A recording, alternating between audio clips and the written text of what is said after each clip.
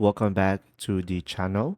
This is how to clean inside oven door glass on AEG.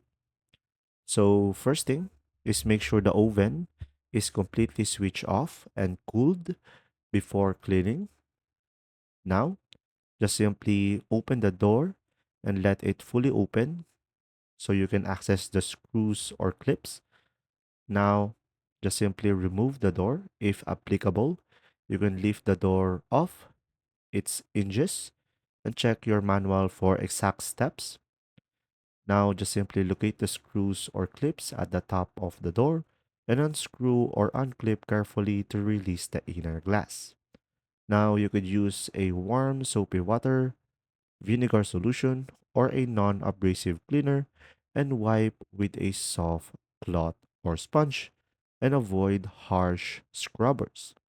Now, just make sure all glass panels are completely dry and just simply refit them in the same order and secure the clips and screws and just simply reassemble everything.